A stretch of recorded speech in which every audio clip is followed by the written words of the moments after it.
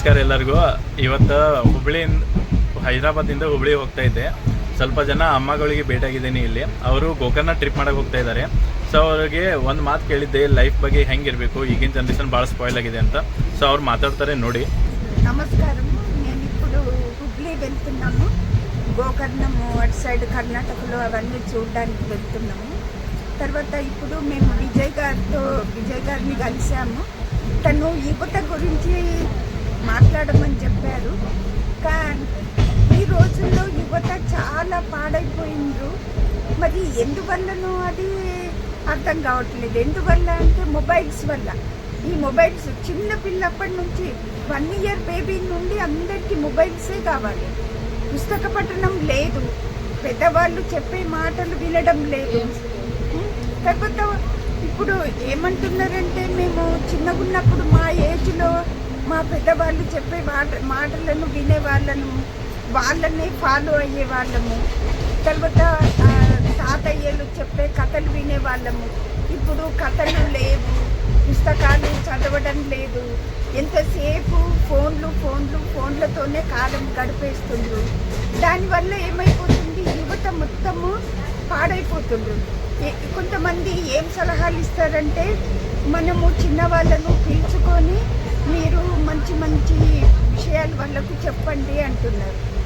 కానీ వాళ్ళు చెప్తామంటే మేము చెప్పాలని ఉత్సాహం ఉన్నా కానీ వాళ్ళు వినే స్టేజ్లో లేరు. వాళ్ళు చెప్పినయే మేము వినాల్సి వస్తుంది.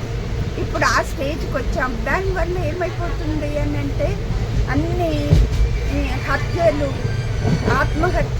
హత్యలు పేపర్ల రోజు ఏది చూసినా కానీ హత్యలు, ఆత్మహత్యలు, ఇల్లీగల్ సంబంధాలు, ఈ విధంగా మొత్తము అంతా అన్ని హత్యలు, ఆత్మహత్యలు, ఇల్లీగల్ అక్రమ సంబంధాలు, అన్ని అక్రమ సంబంధాలు, దానివల్ల హత్యలు పెరిగిపోతున్నాయి. దానివల్ల క్రైమ్స్ ఎక్కువైపోతుంది.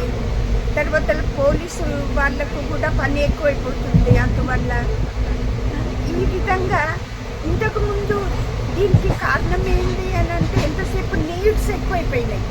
ఎంజాయ్ చేయాలి ఇప్పుడు ప్రతి యువత కూడా ఎంతసేపు ఎంజాయ్ చేయాలి.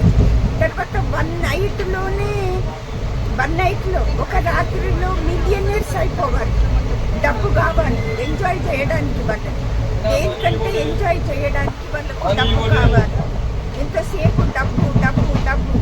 దీనివల్ల సైబర్ క్రైమ్స్ కూడా ఎక్కువైపోతుంది. దీంట్లో యువతనే ఎక్కువ.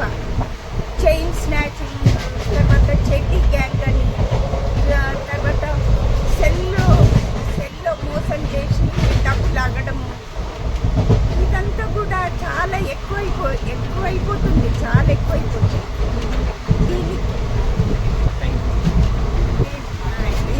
దీనికి కారణం ఏంటంటే, ఎక్కువగా మొబైల్సే కారణము అని.